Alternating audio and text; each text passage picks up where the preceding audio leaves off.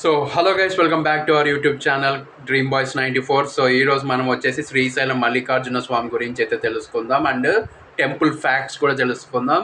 So చివరి వరకు చూడండి, చాలా డివోషనల్గా ఉంటుంది. ఇక్కడ స్కిప్ చేయొద్దు, చూసిన వెంటనే లైక్ చేయండి అండ్ లార్డ్ శివ అని కింద కామెంట్ అయితే చేయండి అండ్ మర్చిపోకుండా ప్రతి ఒక్కరికి షేర్ చేయండి.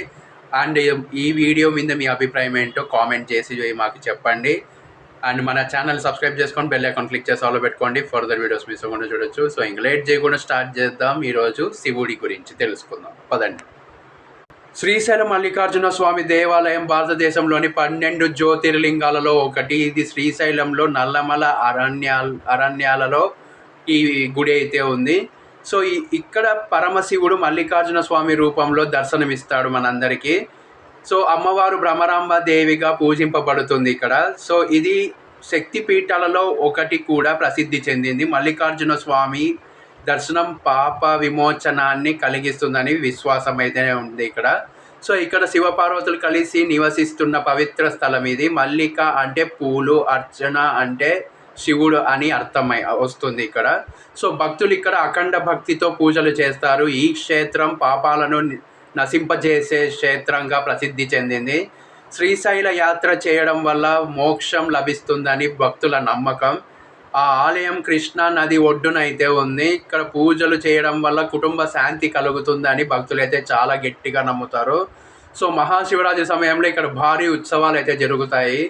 ఈ క్షేత్రాన్ని దర్శించడం వల్ల జన్మాంతర పాపాలు పోతాయని అందరూ చెప్తారు. సో చాలామంది కూడా మాకు పాపాలు అయితే పోయాయి అనేది చెప్పారు, మంచి జరిగిందని కూడా చెప్పారు, శాంతి లభించిందని కూడా చెప్పారు. సో ఇక్కడ చేసే అభిషేకాలు ఎంతో పవిత్రంగా భావిస్తారు. శ్రీశైలం పర్వత ప్రాంతం ఆధ్యాత్మిక శక్తితో నిండిపోయి ఉంటుంది. ఇక్కడ గాలి, నీరు కూడా పవిత్రంగా భావిస్తారు.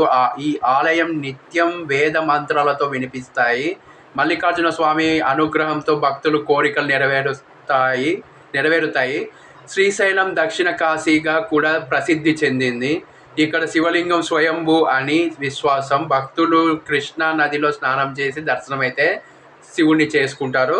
సో ఈ క్షేత్రం రాత్రి పూజలు ఎంతో శక్తివంతంగా ఉంటాయి. సో శ్రీశైలం గిరి ప్రదక్షిణ చేయడం పవిత్రంగా భావిస్తారు. ఈ ఆలయం చరిత్ర ఎంతో ప్రాచీనమైనది. ఇక్కడ పూజలు చేయడం వల్ల ఆరోగ్యం, ఐశ్వర్యం కలుగుతాయని ఎప్పటి నుంచో భక్తులు అయితే నమ్ముతున్నారు. శ్రీశైలం దర్శనం జీవితంలో ఒక్కసారైనా చేయాలని చెప్తూ ఉంటారు. మల్లికార్జున స్వామి ఆశీస్సులతో జీవితం సంతోషంగా మారుతుందని అందరూ చెప్తూ ఉంటారు. సో గైస్, మీరు కూడా వెళ్ళారో లేదో కింద కామెంట్ చేయండి, మర్చిపోకుండా లైక్ చేయండి, సబ్స్క్రైబ్ టు మై ఛానల్.